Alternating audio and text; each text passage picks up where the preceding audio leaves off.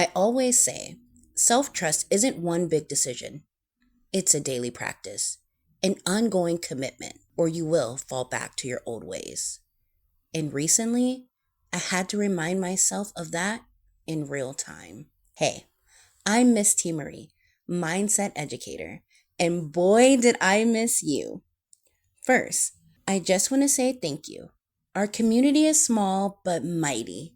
You show up, you comment, you watch, you share your thoughts, and I don't take that lightly. I truly appreciate you. Thanks for sitting with me. And if you're new, I'm so glad you're here. This space is where we sit with real things, identity, intention, emotional patterns, and we learn how to choose ourselves in small, soft ways that actually last. There's a phrase we've all heard: when you know better, you do better. And it sounds good, but what I've learned in myself is that knowing better doesn't automatically lead to doing better. Here's what's wild. Our brains absolutely love knowledge. We crave it. We collect it, almost hoard it sometimes. Because in the moment, learning feels like movement, like we're making progress. That quick sense of I'm doing something.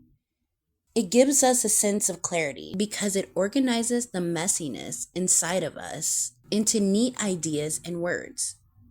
It gives us a sense of control because it feels like we're preparing, protecting, or arming ourselves for what's ahead. And it gives us relief because in that moment, we believe that understanding alone will be enough to finally shift everything. But here's the truth. Knowledge soothes us. Actions transform us. You don't change by knowing. You change by moving with what you know. Insight is the map, but action is the actual hike. Learning feels safe because it's preparation. Living feels risky because it's practice. Knowledge feels good because it doesn't demand immediate discomfort. Action requires us choosing, stepping, trying. And that's actually why it works. Real change comes when you take what you know and apply it again and again in real life moments. Just the other day, I caught myself mid-spiral. I was in the middle of working on a new product and my brain started racing ahead. Should I work on the photos now? Wait, maybe I need to update the site first. What if I do this backwards and it messes everything up? And right there, in that moment, I heard my own voice echo. Name the pattern, interrupt the loop, come back to center. It's something I teach, something I write in the worksheets. Even though I've said it 1,000 times, I needed my tool in action.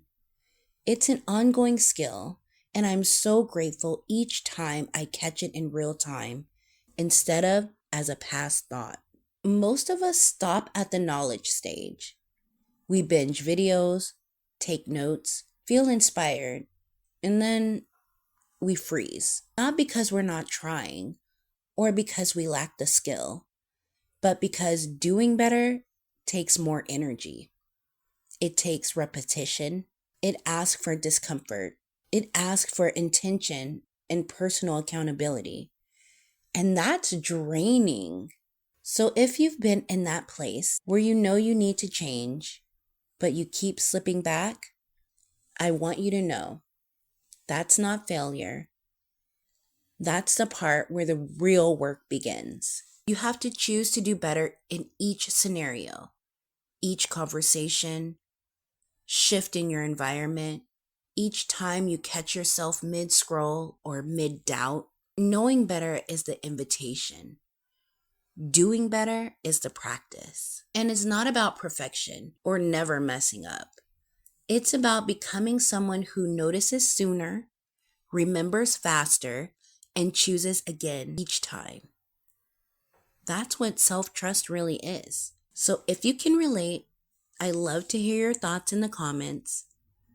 When was the last time you chose to do better, even though you already knew? Thank you for sitting with me. You already know. Subscribe, and join my newsletter.